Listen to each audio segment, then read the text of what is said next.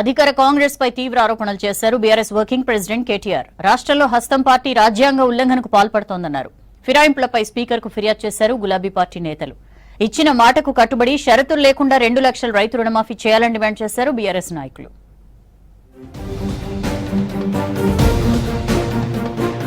రాష్ట్రంలో రాజ్యాంగ ఉల్లంఘనకు కాంగ్రెస్ పాల్పడుతోందన్నారు BRS working president KTR. BRS నుంచి కాంగ్రెస్ లో చేరిన 10 మంది ఎమ్మెల్యేలపై స్పీకర్ కు ఫిర్యాదు చేశారు. స్పీకర్ దగ్గర న్యాయం జరగకపోతే సుప్రీంకోర్టుకు వెళ్తామన్నారు. నియోజకవర్గాల్లో జరుగుతున్న అభివృద్ధి కార్యక్రమాల్లో బీఆర్ఎస్ ఎమ్మెల్యేలకు ప్రోటోకాల్ పాటించట్లేదని స్పీకర్ కు కంప్లైంట్ ఇచ్చారు. కంప్లైంట్ ఇచ్చేందుకు మాజీ మంత్రి హరీష్ రావుతో పాటు కొంతమంది ఎమ్మెల్యేలు అటెండ్ అయ్యారు. స్పీకర్ గారికి గుర్తు చేశాం. మేము మార్చి 18 నాడు మొట్టమొదటి పిటిషన్ మేము ఇచ్చింది. ఆ రోజు స్పీకర్ గారికి స్వయంగా వారి చేతులకు అందజేయడం జరిగింది. ఈ రోజు మొత్తం మిగతా 9 పిటిషన్లు కూడా బై హ్యాండ్ ఇచ్చాము.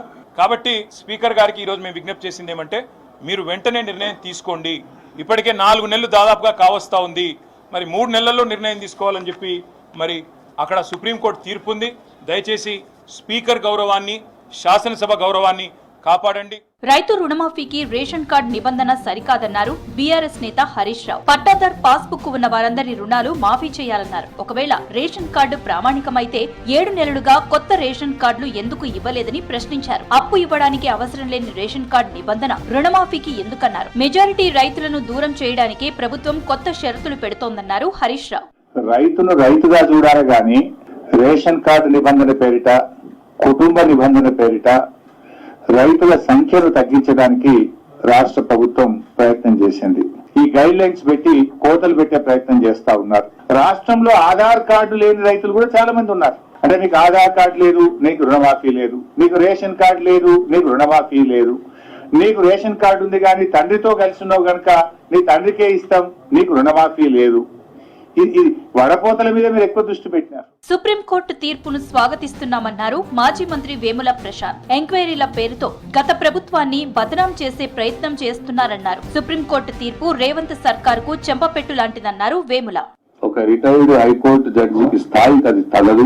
ఆయన వెంటనే ఎంక్వైరీ కమిషన్ యొక్క బాధ్యత నుంచి తప్పించండి, వేరే జడ్జిని ఇమీడియట్ గా నియమించండి అని చెప్పి భారత ప్రధాన న్యాయమూర్తి గారు వ్యాఖ్యలు చేయడం ఈ ప్రభుత్వానికి చెంపపెట్టు లాంటిదే కాకుండా, వారు ఏదైతే కేసీఆర్ గారి మీద, బీఆర్ఎస్ పార్టీ నాయకుల మీద కక్ష సాధింపు చర్యల ఎంక్వైరీల పేరుతో ఏదైతే వ్యవహారం చేస్తా ఉన్నారో దానికి కూడా ఒక చెంపపెట్టు లాంటిది అని చెప్పి నేను భావిస్తా ఉన్నా. తీహార్ జైల్లో ఉన్న కవిత తీవ్ర అస్వస్థతకు గురయ్యారు. ఆమెను దీన్ దయాల్ ఆసుపత్రికి తరలించారు. చికిత్స తర్వాత ఆమెను తిరిగి జైలుకు తీసుకొచ్చారు. ప్రస్తుతం కవిత ఆరోగ్యం నిలకడగా ఉందని డాక్టర్లు ప్రకటించారు. లిక్కర్ కేసులో కవిత మార్చి 16 నుంచి జైల్లో ఉన్నారు. పలుసార్లు బెయిల్ కోసం ఆమె కోర్టును ఆశ్రయించినా నిరాశ ఎదురవుతుంది.